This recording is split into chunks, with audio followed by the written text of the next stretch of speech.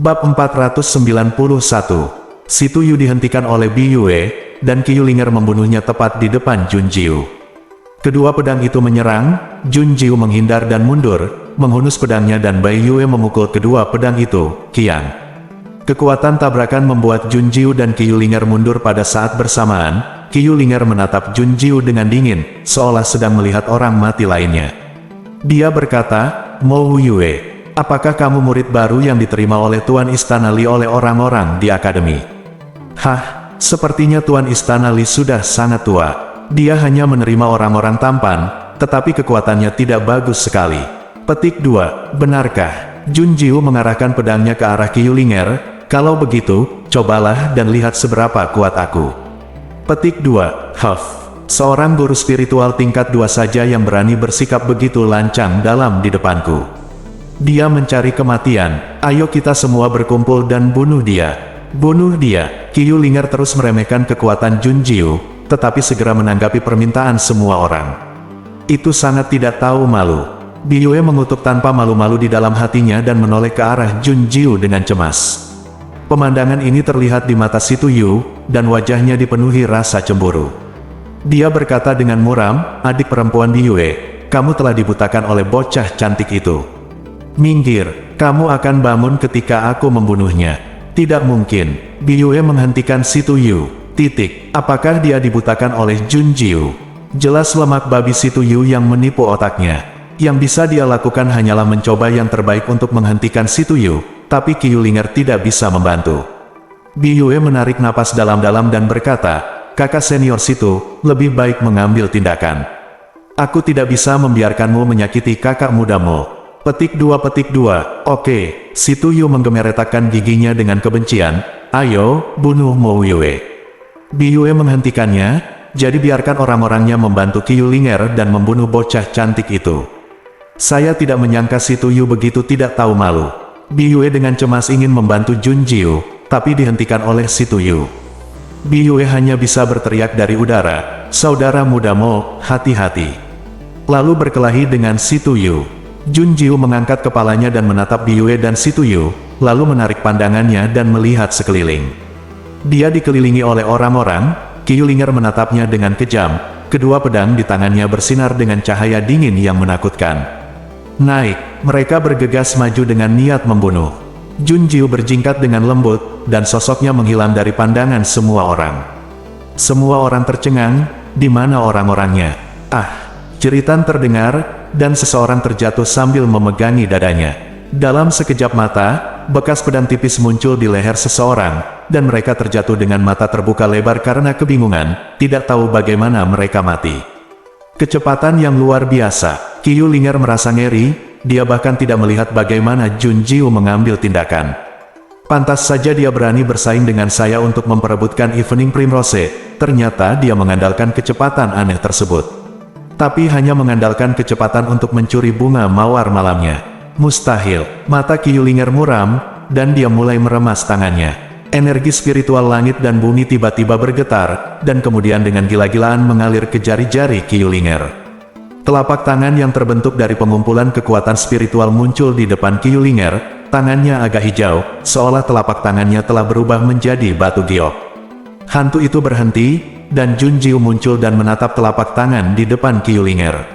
Apakah ini keputusan rohani? Keterampilan spiritual lebih tinggi daripada seni bela diri, dan keterampilan tersebut lebih langka dan lebih berharga di tingkat ketiga terbawah. Ini adalah teknik spiritual yang hanya dapat dipraktikkan setelah menjadi seorang guru spiritual yang hebat. Namun, karena teknik spiritual jarang terjadi dan sangat menantang, tidak semua orang dapat mempelajarinya. Oleh karena itu, ketika dia berada di 3 perguruan tinggi besar, Jun Jiu belum pernah melihat orang menggunakan keterampilan spiritual. Qiyulinger sebenarnya tahu cara melakukan trik sulap. Merasakan bahaya, Jun Jiu mundur dengan cepat. Saat ini, Qiyulinger menatap Jun Jiu dan menyerang dengan telapak tangannya. Jades Slater Palem, bunuh.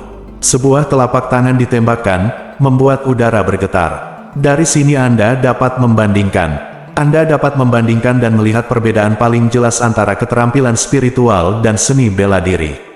Qiyulinger sama sekali tidak mempertimbangkan musuh atau teman saat dia mengambil tindakan, dia hanya ingin membunuh Junjiu. Kemanapun telapak tangan kekuatan spiritual yang terkumpul lewat, murid tersebut memuntahkan darah dan terlempar. Kiyulinger bahkan tidak melihat ke arah murid-murid yang terluka secara tidak sengaja. Dia menatap Junjiu dan berteriak, "Hentikan dia! Jalan kembali diblokir." Junjiu harus berhenti dan menghadapi Jade Bacer Palem yang datang ke arahnya. Dia menatap dengan dingin, dan bulan putih melambai. Melihat ini, Kiyulinger mencibir dengan nada menghina. "Gunakan pedang untuk menangkap telapak tangan gioknya yang menyembelih." "Hahaha, hanya melamun. Ini adalah teknik spiritual, jauh lebih unggul dari seni bela diri, dan sangat mematikan." Dia dapat memperkirakan bahwa telapak tangan ini akan mematahkan senjata Junjiu, menghancurkan tulangnya, dan mengakibatkan luka serius bahkan jika dia tidak mati. Dia baru saja mempelajari Jade Bacering Palem, jadi ayo kita lakukan dulu. Namun, kenyataan menamparkan wajah Kiyulinger. "Saya melihat energi pedang yang mengejutkan, dan itu bertabrakan langsung dengan telapak tangan penjagal giok, membelah telapak tangan yang dibentuk dengan mengumpulkan kekuatan spiritual menjadi dua bagian." Tindakan itu menjadi bumerang, Kiyulinger memuntahkan seteguk darah, dan wajahnya langsung menjadi pucat. Meskipun Jade Bacer Palem terbelah menjadi dua bagian, Junjiu tidak santai. Karena kekuatan spiritual masih mengalir deras ke arahnya tanpa bisa dihentikan. Jaraknya terlalu dekat, tidak ada waktu untuk bersembunyi. Pedang horizontal Junjiu terhalang di depannya, dan energi spiritual mengalir ke wajahnya dengan kekuatan besar, menyebabkan Junjiu terbang mundur. Kekuatan Ling Jue sangat kuat. Junjiu kagum dan hendak menyesuaikan postur tubuhnya lalu berhenti. Pada saat ini, seseorang tiba-tiba menabrak punggungnya, dan sebuah tangan menyilang di pinggangnya. Dengan lembut memeluknya, dia dengan mudah menghilangkan kekuatan dampak seni roh. Junjiu bingung, siapa? Tanpa melihat, dia memegang pedang di punggungnya dan menikam pria itu. Tangan di pinggangnya segera terlepas, dan punggungnya kosong. Pria itu berkedip dan mundur 3 langkah, dengan mudah menghindari pedang Junjiu. Setelah kakinya mendarat di tanah, Junjiu segera berbalik dan menatap pria itu. Menatap dan menatap mata itu, Junjiu berhenti sebentar. Itu dia, Leng Yuan, yang hendak mengambil tindakan, duduk kembali ketika melihat ini. Dia tersenyum bahwa seseorang adalah pahlawan dan menyelamatkan kecantikannya, dan Nona Jun baik-baik saja. Dia tertawa setengah detik, lalu langsung membeku. Lalu mata Leng Yuan melebar, "Tunggu. Nona Jun baru saja dipeluk. Bajingan mana yang berani makan tahu Nona Jun?" Leng Yuan berdiri dengan niat membunuh dan menatap langsung ke arah pemuda pertapa itu dia. Sambil menatap, pemuda itu tiba-tiba mengangkat matanya dan seolah menatap mata Leng Yuan dari jauh. Leng Yuan menegang dan ekspresinya berubah tak percaya. Bocah ini benar-benar bisa mendeteksinya. Mustahil. Leng Yuan melihat lagi. Pemuda itu hanyalah seorang guru spiritual tingkat ketiga. Bagaimana dia bisa menemukannya? Kecuali monster seperti Nona Jun kedua, Leng Yuan tidak mempercayai ini. Dia segera mengirimkan pesan kepada Junjiu, "Nona Jun, ada yang tidak beres dengan anak ini. Jauhi dia." Petik 2. Junjiu juga merasa ada yang tidak beres dengan anak itu. Mereka adalah orang asing satu sama lain, tetapi mereka mengangguk padanya dan menyelamatkannya. "Mengapa?" Jun Zhesheng menatap pemuda itu dengan curiga. Di belakangnya, Kiyulinger menatapnya dengan wajah pucat, "Hancurkan telapak tangan penjagal giokku." "Aku tidak percaya, aku akan membunuhmu." Bang! Tanda seru. Kiyulinger baru saja mengambil setengah langkah ke depan ketika pemuda itu menunjuk sedikit, dan energi pedang terbang keluar dari tengah-tengah Kiyulinger. Ada percikan darah, dan Kiyulinger berdiri kaku di tempat. Dia mengangkat tangannya dan menyentuh pipinya, merasakan cairan hangat. Darah. Wajah Kiyulinger berubah, tapi dia tidak berani melangkah maju. Karena yang digunakan pemuda itu juga merupakan seni spiritual, dan itu adalah seni roh pedang dengan kekuatan serangan yang sangat kuat. Bukankah dikatakan bahwa keterampilan spiritual sangat langka dan hanya sedikit orang yang dapat mempelajarinya? Kok bisa dua-duanya? Kirimkan padamu. Dengan suara yang bagus, Junjiu berbalik dan melihat anak laki-laki itu menyerahkan sesuatu padanya. Bab 492. Tumbuhan berdaun 7, daunnya sehijau safir dan bersinar terang di bawah sinar bulan. "Ini bunga mawar malam." Junjiu mengangkat kepalanya dengan heran dan menatap mata pemuda itu. Dia berbicara dengan nada yang rumit, "Kirimkan padaku." Petik 2. Iya, pemuda itu mengangguk, dengan senyum yang mulia dan anggun di bibirnya. Dia tidak berkata apa-apa lagi, tapi memegang primrose malam di tangannya dan menyerahkannya kepada Junjiu tanpa bergerak. Setelah menatap anak itu dengan curiga, Junjiu mengulurkan tangan dan mengambil bunga mawar malam itu. Saat kedua tangan bertemu, ujung jari Junjiu menyentuh jari pemuda itu, sengatan listrik melintas di tubuhnya. Junjiu menarik kembali tangannya dan matanya sedikit berkedip. Kamu memberiku primrose malam, jadi aku harus tahu namamu, kan? Aku Mo Yue, dan kamu. Petik 2. King Jun. King Jun, kata Jun Jiuxin, nama itu sama halusnya dengan orangnya. Roh peri. Namun, pemuda itu menggelengkan kepalanya, dan suara indah itu memperlambat setiap kata. Ini King Jun. Jun Jiu mendengarkan suara indah pemuda itu, tetapi arus listrik yang tidak dapat dijelaskan mengalir melalui punggungnya, dan rambutnya berdiri tegak. Jelas itu hanya perkenalan nama, kenapa dia merasa aneh? King Jun, apakah ada nama keluarga seperti itu?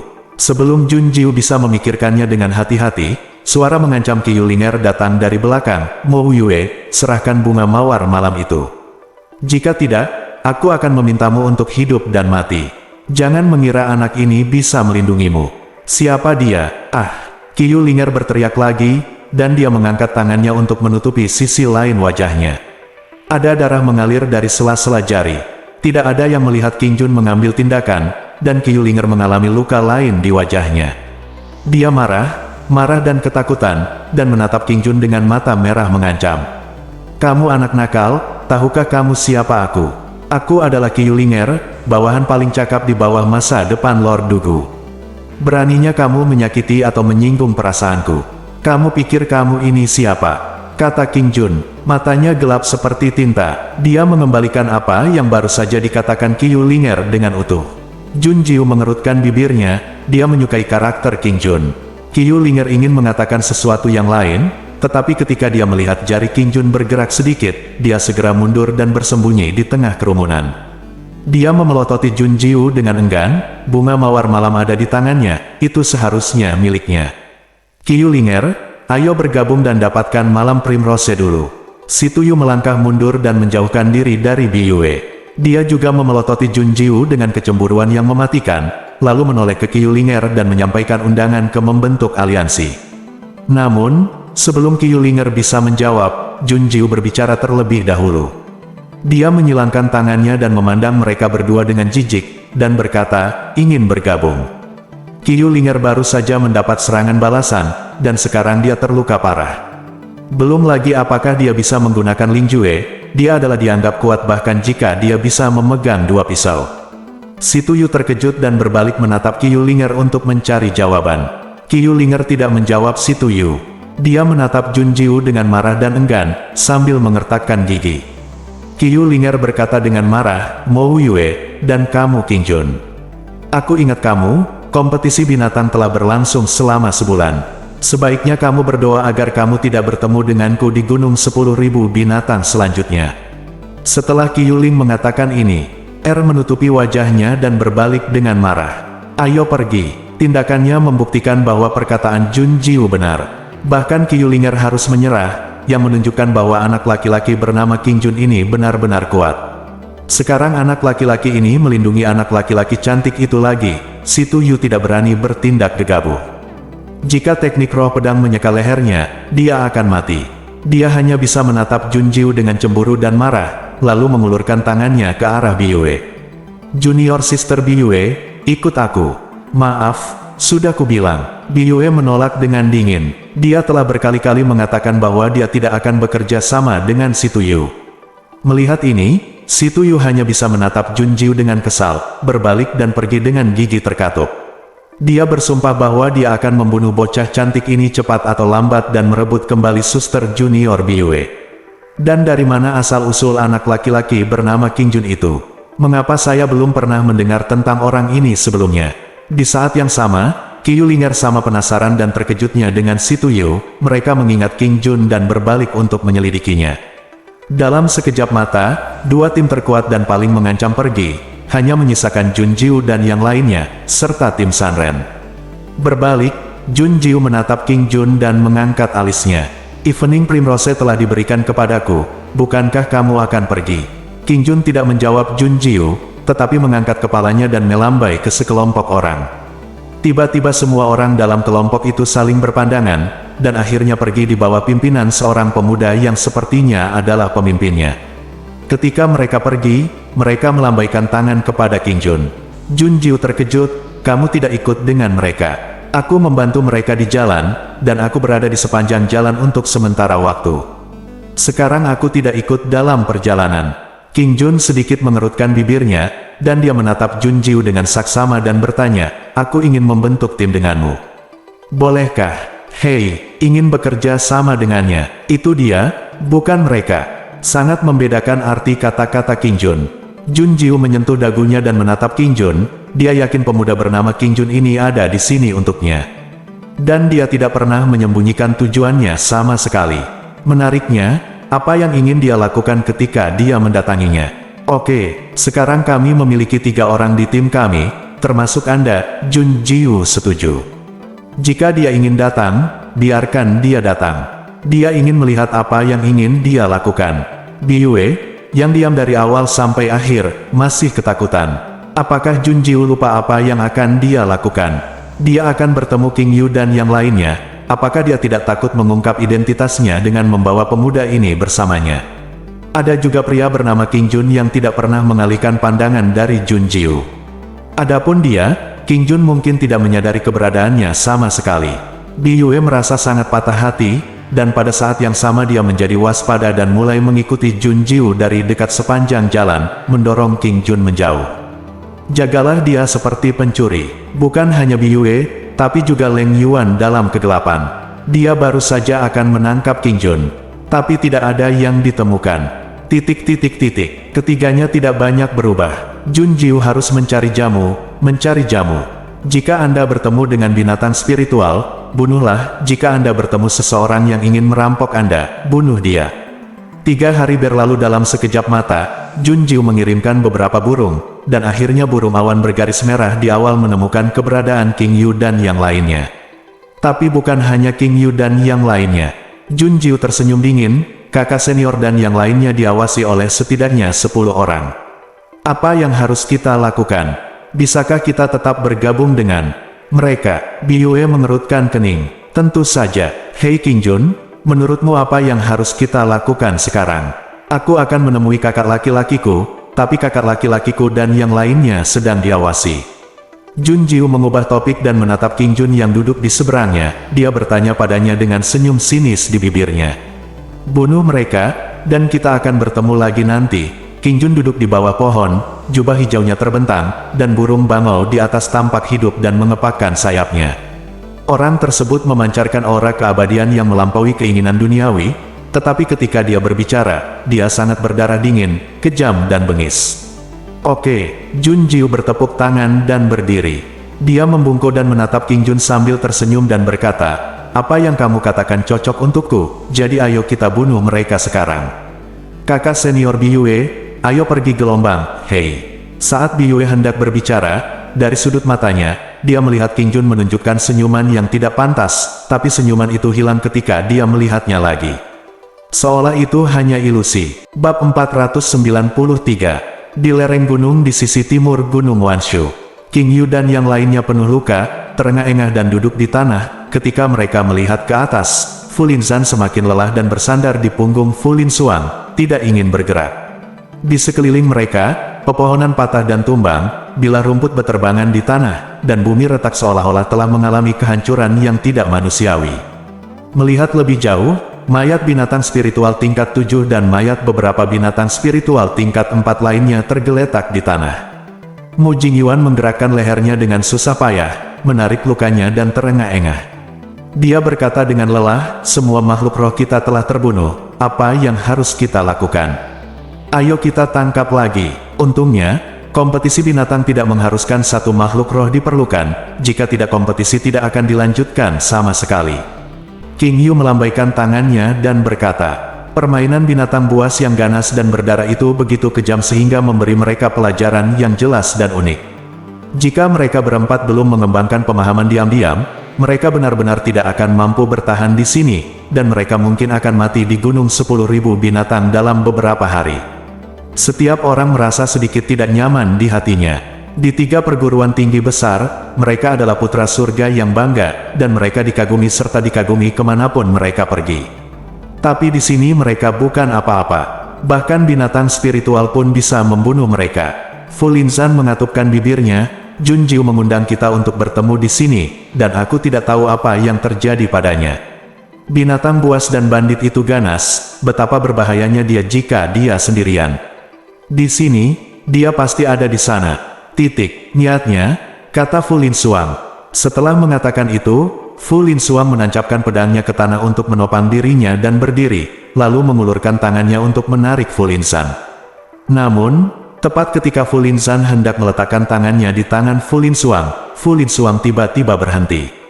Fu Linzan sangat lelah hingga dia merasa tidak punya tulang.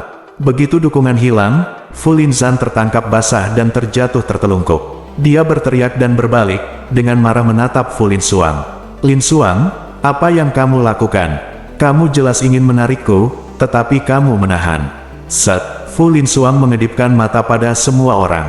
Orang-orang yang tadinya malas langsung berdiri dan menatap sekeliling dengan waspada. Segera, mereka menyadari ada sesuatu yang tidak beres. King Yu bertukar pandang dengan semua orang, dan memberi isyarat kepada mereka berempat untuk segera membagi menjadi 2 kelompok. King Yu dan Mu Jingyuan berjalan ke kiri, dan saudara laki-laki Fu Linzan berjalan ke kanan. Mereka berjalan di balik semak dan pepohonan, dan ekspresi mereka berubah setelah melihat apa yang mereka lihat. Berdiri diam, mereka berbalik untuk saling memandang. King Yu, sisimu. Fu Linzan, sisimu. Mereka berjalan ke tengah dan bertukar arah, dan memastikan bahwa kedua sisi sama. Ada mayat tergeletak di tanah, dan totalnya ada 5 orang. Penyebab kematiannya adalah pedang yang menutup tenggorokan, dan yang mengejutkan, bekas lukanya hanya berupa lubang kecil. Jika bukan karena sisa energi pedang, mereka tidak akan percaya bahwa itu disebabkan oleh pedang. Mereka saling memandang dengan ngeri.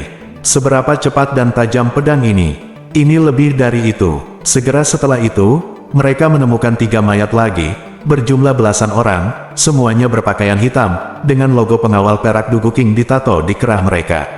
Mereka mengerti. Fu Linsuang, mereka datang untuk mengawasi kita. Petik 2. Tetapi siapa yang membunuh mereka? Mereka berada tepat di sebelah kita, mengapa kita tidak menyadarinya? King Yu mengencangkan cengkeramannya pada pisau bayangan darah di pinggangnya. Dia baru saja mengirim pesan ke Xiao Ying, tapi Xiao Ying tidak memperhatikan apapun. Seberapa menakutkankah kekuatan ini? Hanya dengan begitu kita dapat mematikan monitor ini secara diam-diam. Monitornya lebih kuat dari mereka, dan orang yang membunuh mereka bahkan lebih kuat. Saya tidak tahu apakah dia musuh atau teman. Memikirkan hal ini, saya merasa mati rasa.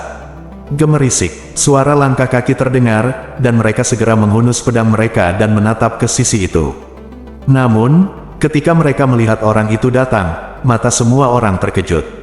Itu adalah seorang pemuda, sekitar 16 atau 17 tahun. Rambutnya diikat dengan mahkota safir, dan dia terlihat sangat tampan. Melangkah ke depan, jubah bangau hijau terayun menghadapnya, memperlihatkan aura yang ganas, tapi dia juga tidak duniawi, dan alisnya sedingin perih. Mereka tidak bersantai hanya karena mereka masih remaja.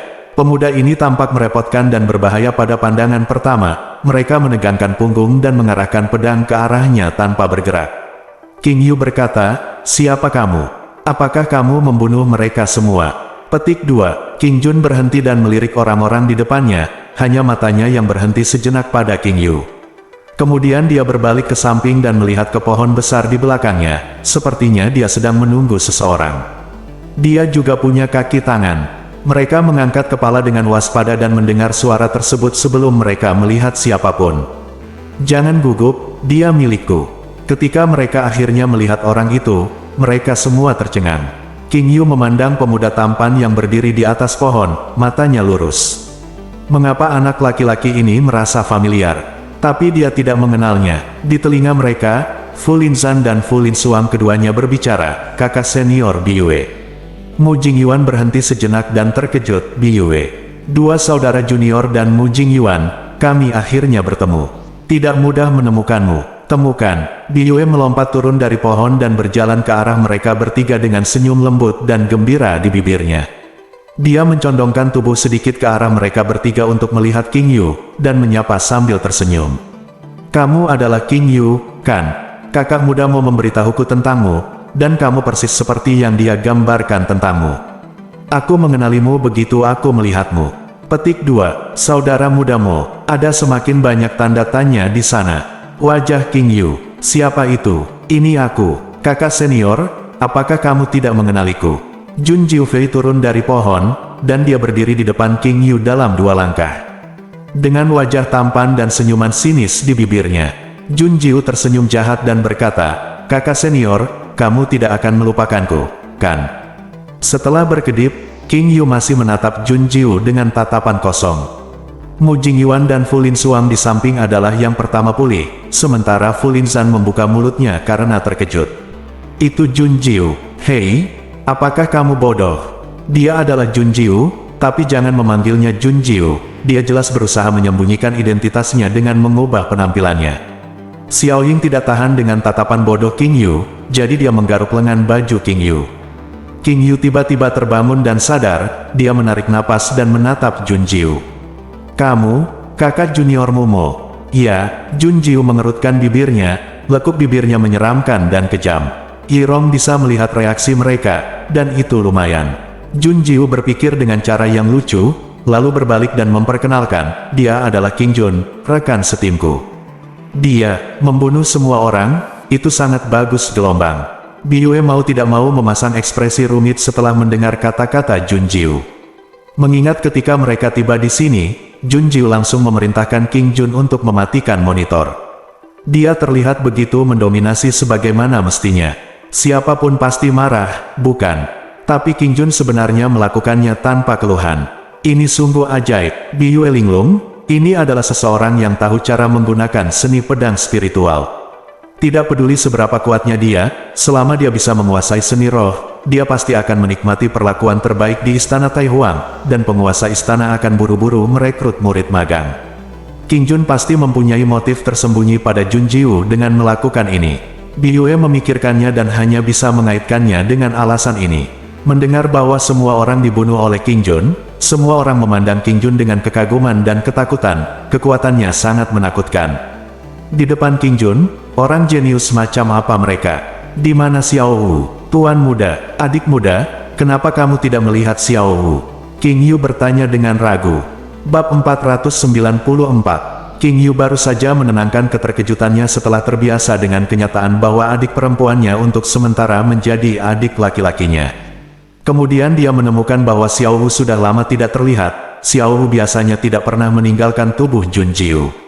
Xiao Wu menghilang, dan Jun Jiu tiba-tiba berganti pakaian pria.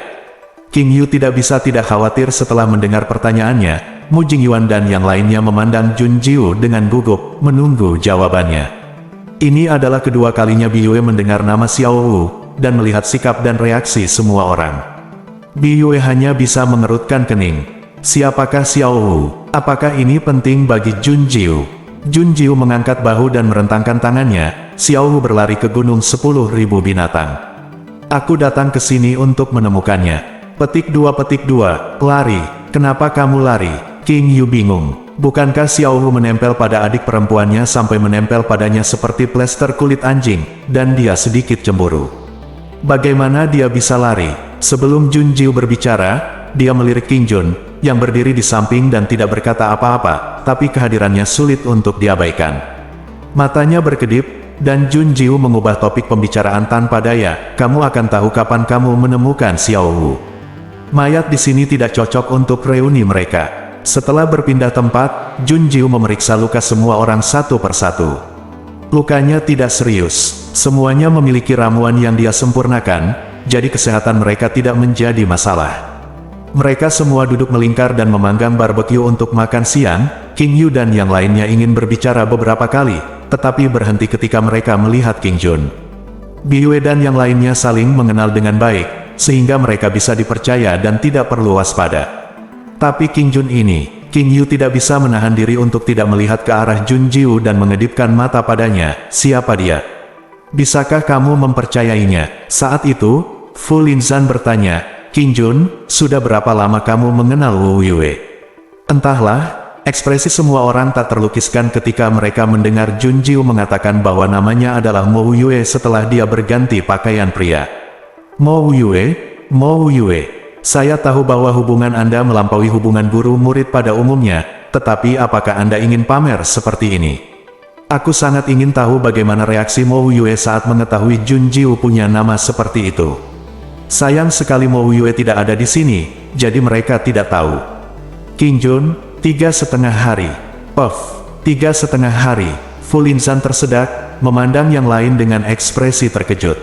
Mereka baru mengenal satu sama lain selama 3,5 hari, tapi Jun Jiu membawanya menemui mereka. Apakah kamu tidak takut mengungkap identitasnya akan menimbulkan masalah? 3,5 hari tidaklah cukup untuk memahami dan mengetahui detailnya. Hanya King Yu yang cukup memahami Jun Jiu. Dia mengerutkan kening dan berpikir sejenak, lalu menatap Jun Jiu dan bertanya, apakah ada sesuatu yang istimewa dan tidak biasa pada anak laki-laki ini yang membuat Anda memperhatikannya? Jawaban yang benar gelombang. Jun Jiu Gang menunjukkan senyuman penuh penghargaan kepada King Yu. Tiba-tiba seekor kaki kelinci panggang muncul di antara mereka. Jun Jiu sedikit terkejut. Dia mendongak dari tempat kaki kelinci panggang diserahkan kepadanya dan melihat King Jun. Pemuda dengan aura seperti peri itu sedang memegang kaki kelinci panggang di tangannya. Dengan tambahan rasa lengket, Jun Jiu mengendusnya. Rasanya cukup harum. King Jun, cobalah. Oke, Jun Jiu baru saja mengambil kaki kelinci panggang itu dan berhenti ketika dia hendak memasukkannya ke mulutnya. Dia memandang King Jun dan berkata, ayo pergi dan ngobrol. King Jun sama sekali tidak terkejut dengan saran Jun Jiu, dan dia mengangguk ringan. Jun Jiu berdiri dan menyerahkan kaki kelinci panggang itu kepada King Yu, lalu berbalik dan melambai ke King Jun, menyuruhnya untuk mengikuti. King Yu memegang kaki kelinci panggang panas di tangannya dan bergidik di belakangnya. Dingin sekali, tanpa banyak berpikir, aroma yang menerpa lubang hidungnya membuat King Yu mau tidak mau menggigitnya terlebih dahulu. Fu Linzan mengedipkan mata dan bertanya, bagaimana? Enak seperti juniorku, panggang adik juniorku. Aku tidak menyangka King Jun ini. King Jun sebenarnya memiliki keterampilan seperti itu. Su King Jun berkata, ahem, ini adalah perhatian King Jun kepada adik laki-lakimu, dan sekarang lebih mudah bagimu. Mendengar kata-kata menggoda Mu Jingyuan, King Yu tiba-tiba tahu mengapa tiba-tiba ada rasa dingin di punggungnya. Segera setelah itu, tubuh King Yu bergetar dan matanya melebar. Dia memandang semua orang dengan kaget dan tidak percaya. Kamu bilang dia apakah kamu bersikap sopan kepada adik laki-lakiku? Fu Linzan, ya, kakak senior Biyue baru saja memberi tahu kami. Petik 2, itu benar. Adegan tadi terus terjadi. Saya melihat King Jun tidak diketahui asal-usulnya dan memiliki niat jahat, yang membuat saya sangat curiga. Kata Biyue, rusak. King Yu tidak memakan kaki kelinci itu lagi. Dia melompat dan mengejarnya. Orang itu selingkuh dari adik laki-lakiku. Bagaimana kita bisa membiarkan mereka berduaan saja? Bagaimana jika dia sebagus Long Yang? Semua orang mengira Jun Jiu adalah perempuan, bukan laki-laki. Naga macam apa yang kamu takuti? Tunggu, Jun Jiu sekarang berpakaian seperti laki-laki. Semua orang langsung cemas. Pada akhirnya, Fu Linsuang menghentikan mereka tanpa berkata-kata, jangan cemas. Mari kita lihat secara rahasia dulu. Jika tidak, jangan salah paham terhadap orang lain. Petik 2, oke, dengarkan Fu Linsuang. Tapi mereka baru saja berubah dari mengejarnya secara agresif menjadi diam-diam mengikutinya untuk memantau. Mereka bersiap-siap, jika King Jun berani berperilaku buruk dengan Jun Jiu, mereka akan menghajarnya secara berkelompok. Jun Jiu masih belum di sini. Dia tahu apa yang terjadi setelah dia dan King Jun pergi. Pada saat ini, dia berhenti dan berbalik untuk melihat ke arah King Jun. Punggung King Jun lurus, tetapi posturnya santai dan anggun. Dia seperti murid langsung dari keluarga misterius. Identitasnya luar biasa, sikapnya luar biasa, siapapun yang Anda pilih sangatlah luar biasa. Ketertarikan muncul di matanya. Jun Jiu mengangkat bibirnya dan berkata, King Jun, mari kita bicara secara terbuka dan jujur. Mengapa kamu menemukanku? Apakah kamu merasa kita langsung cocok? King Jun menjawab, Jun Jiu, cara menggoda perempuan ini agak kuno. Sial, dia merasa perkataan King Jun masuk akal. Mata itu meninggalkan kesan mendalam padanya saat pertama kali dia melihatnya. Orang terakhir yang merasakan hal ini adalah Mo Yue. Melihat wajahnya lagi membuatku merasa bahagia.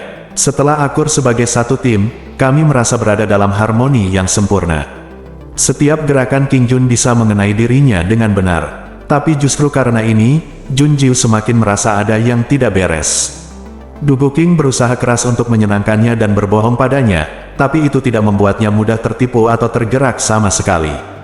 Namun, berbeda ketika King Jun ini muncul. Mengapa? Sudut mulutnya sedikit mengerucut, dan aura Junjiu tiba-tiba menjadi sangat dingin.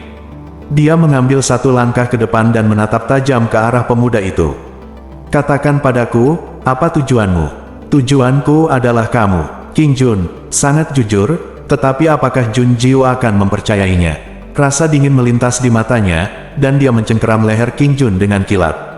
Junjiu berkata dengan niat membunuh, apa menurutmu aku tidak akan membunuhmu?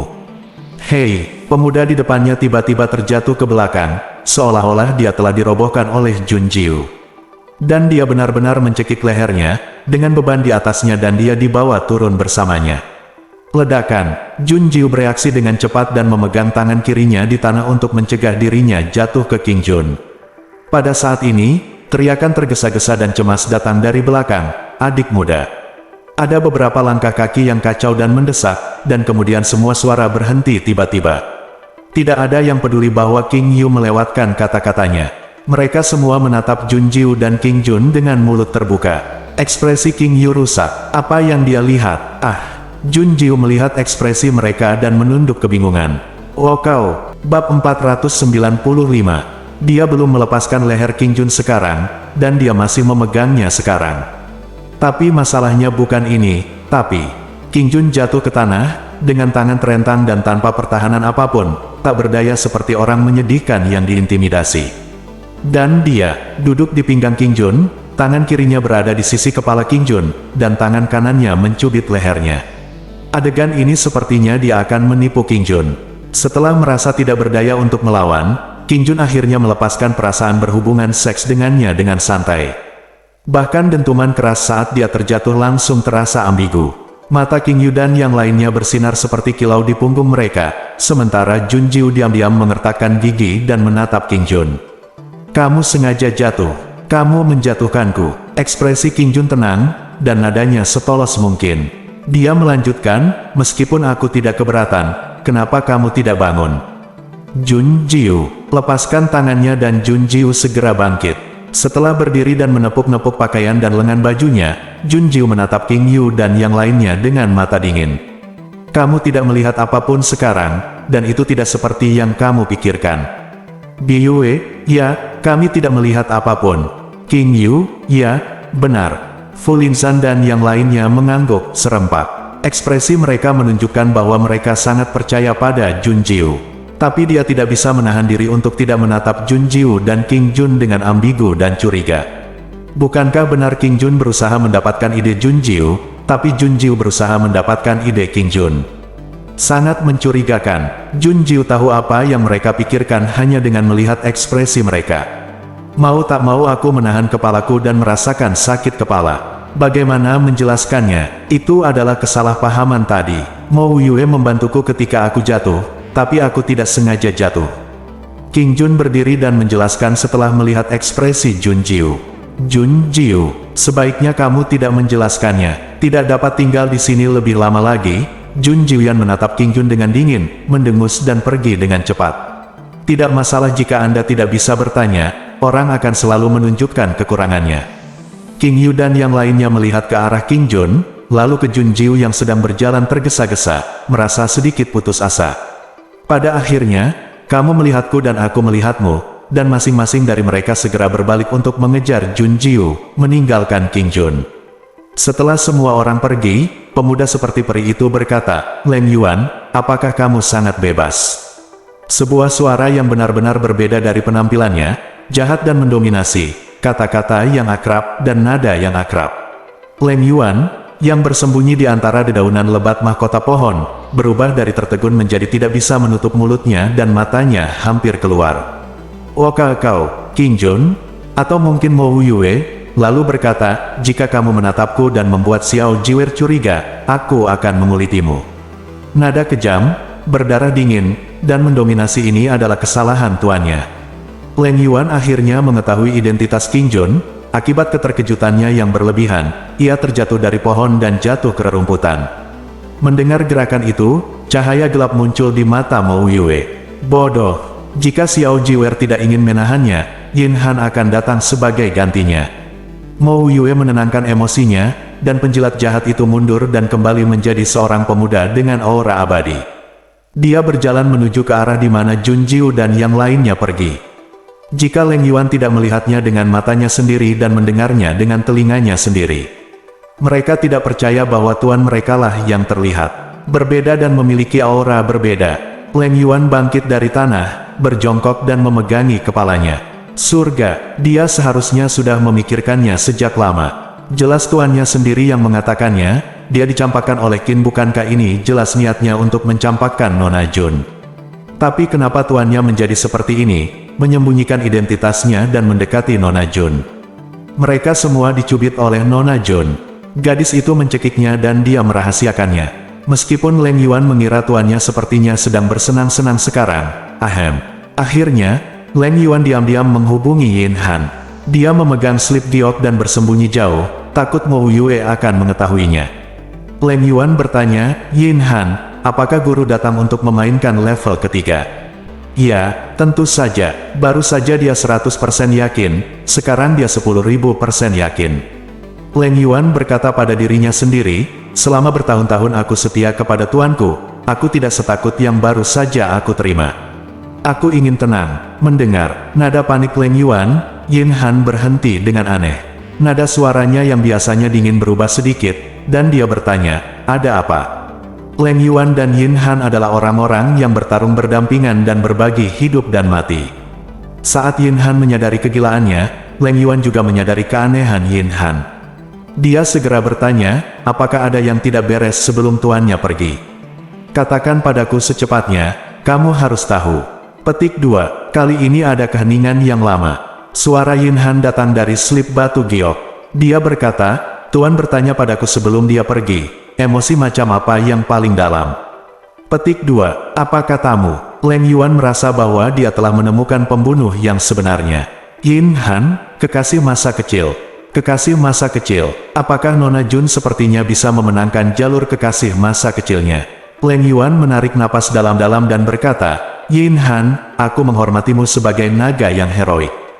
Ini adalah ide yang sangat buruk. Menunggu Nona Jun menemukan identitas sang majikan, menunggu sang majikan mengetahui bahwa kekasih masa kecilnya tidak akan bekerja.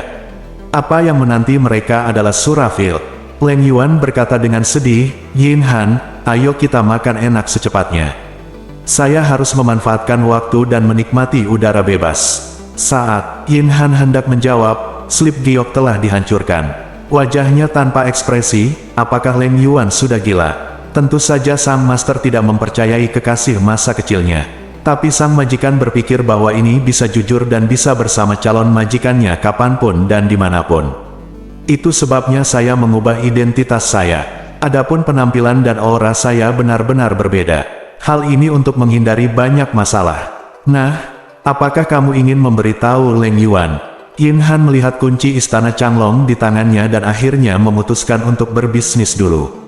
Adapun Leng Yuan, dia telah mengikuti tuannya selama bertahun-tahun, jadi dia seharusnya sudah mengetahuinya, bukan? Kembali ke tempat peristirahatan, begitu Jun Jiu duduk, sekelompok orang berkumpul di sekelilingnya. King Yu adalah yang paling bersemangat. Dia menatap Jun Jiu dengan serius dan bertanya, adik perempuan, apakah kamu akan meninggalkan Mo Yue dan memilih King Jun ini? Meskipun usiamu lebih cocok, kamu melakukannya terlalu cepat. Kami punya baru saling kenal selama beberapa hari.